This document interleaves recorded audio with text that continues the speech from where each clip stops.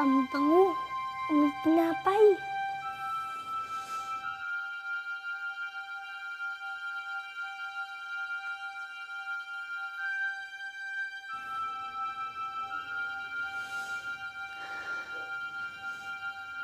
Saan kaya yun?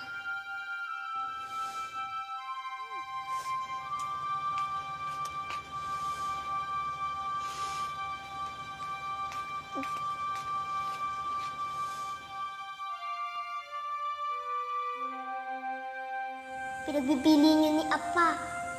Kahit kami, bawal kami pumunta doon. Kaya ikaw, huwag na huwag kang pupunta doon, ha? Kasi kapag nahuli ka ni Apa, lagot ka. Sama pa naman magalit yun.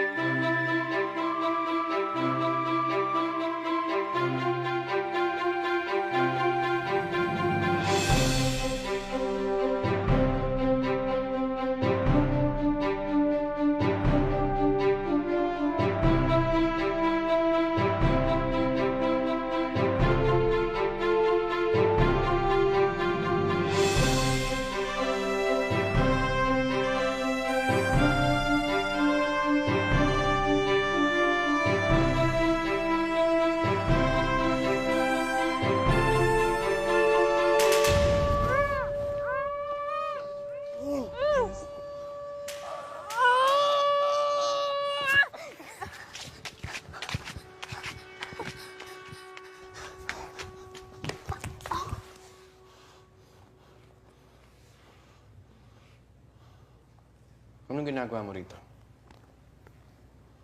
Paano ka nakapasok dito? Patay ako nito. Sumagot ka. Naamoy ko po kasi. Amoy tinapay. Pasensya na kayo, Mr. President. Hindi ko siya napigilan ditong pumasok sa working area niyo. Takbo, halika na. Babalik ko siya sa mansyon. Sandali lang. Iwan mo na si Taco dito. Ha? Bumalik ka na sa mansyon, Henry.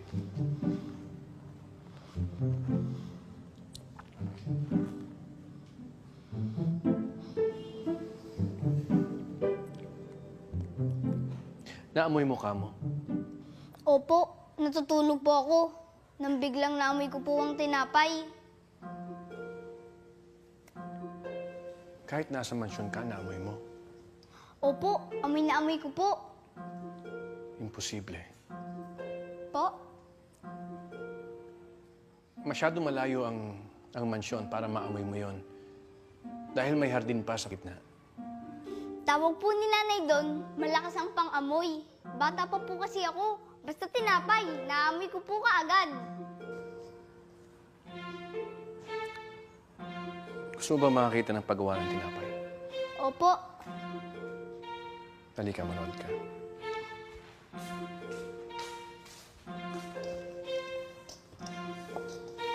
Bakit po kanina, tinaas niyo po yung kamay niyo?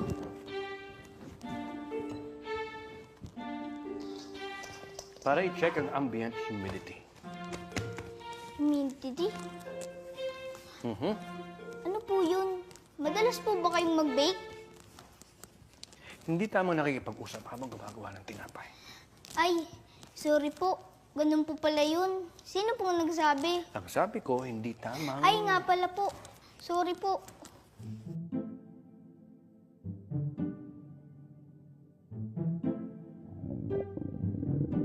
Oops, tiyan ko po. Tumahimik ka nga. Ang daldal naman dyan mo.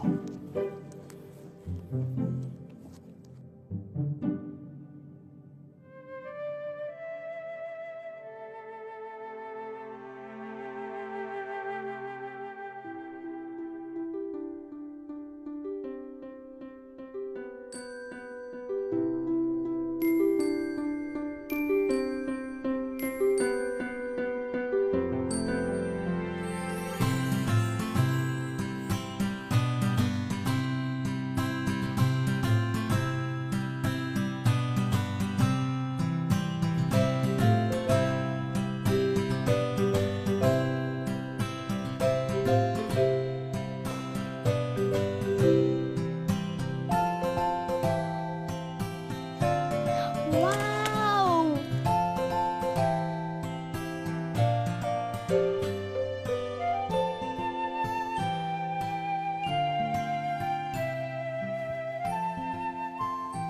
Sige na, kain ka na.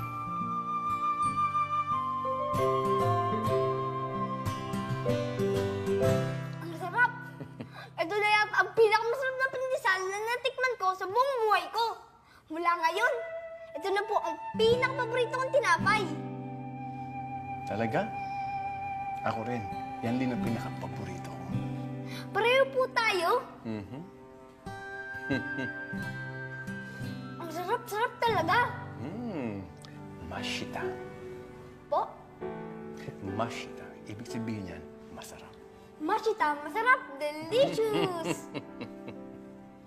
Ang galing niyo po palang mag-bake. Mashita ang pandesal na to. Ang recipe ng pandesal na yan ay galing pa sa lolo ko. Kay Yi Hansong. Yi Hansong? Di ba po ayun yung pangalan ng bread factory niyo? Di po ba? Tama. Paano po ba kayo natutong mag-bake ng tinapay? Tinuruan po ba kayo ng lolo niyo? Nag-aral ako sa isang dalubhasa. Isang napakagaling na guro. Best friend siya ng lolo ko. Master ang tawag ko sa kanya. Ah, tuwing gabi po ba kayo dito? Dati madalas ako dito. Pero marami nang dapat asikusuhin ngayon sa negosyo, kaya hindi ko na araw-araw ang paggawa ng tinapay. Pero alam mo, masaya ako kapag nagpe-bake ako. Kapag nagpe-bake ako, nawawala ang pagod ko. Ang galing! Kapag nagbe-bake ako, naaalala ko lahat ng pinagdaanan ko para matupad ang mga pangarap ko. Ang sabi mo kanina, may naamoy kang tinapay, kaya ka nagpunta dito. Pero hindi pa ako nagbe-bake sa mga oras na yun. Ah, yun. Naamoy ko pa kasi ang mga ingredients sa paggawa nito. Tulad ng harina, asukal, itlog, rice wine. Alam ko po pag pinagsama-sama yun, tinapay yun. Di po ba kayo kakain? Ang sarap po kaya, mashita. Mashita, kakain na ako.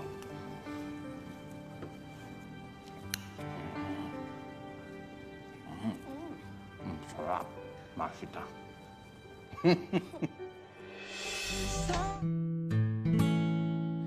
Tamang-tama ang gising ninyo. Tayo na mag-almusal.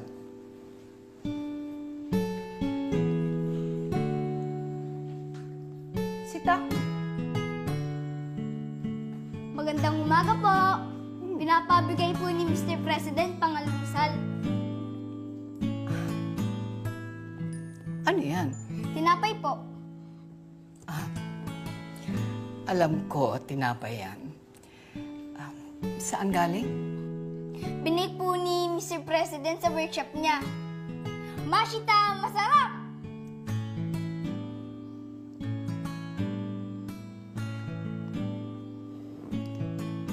Paano mo nalaman? Tinuro po sa akin ni Mr. President. Nag-uusap kayo? Oo.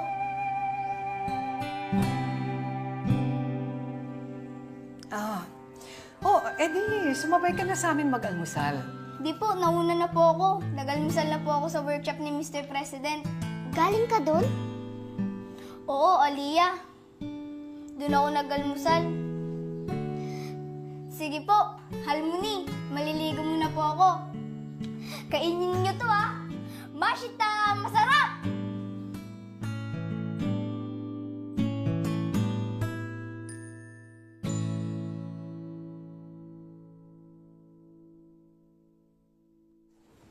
Good morning, kids.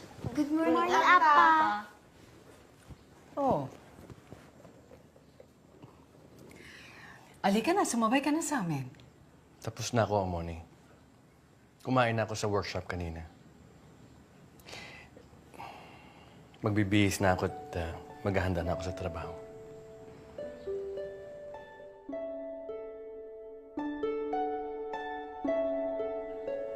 Sabay sila nag-almusal ni Taku sa workshop?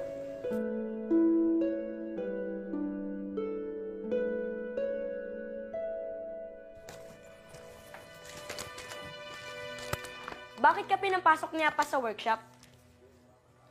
Nakita niya ako sa pintuan. Ayun, pinapasok niya ako. Ha? Ganun lang? Oo, Anong ginawa mo dun? nanood sa kanya mag-bake ng tinapay. Pumayag siya na manood ka. Oo naman. Tapos, kumain kami, nagkwentuhan. Nakipagkwentuhan sa yung apa ko? Kakatuwa nga siya eh. Mabait pala siya. Mukha lang stricto. Lagi nga siya nakangiti eh. Bakit kanya pinayagan dun?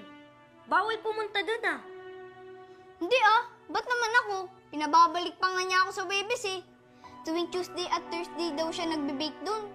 Teka, ibig sabihin, hindi ka pa nakakapasok dun?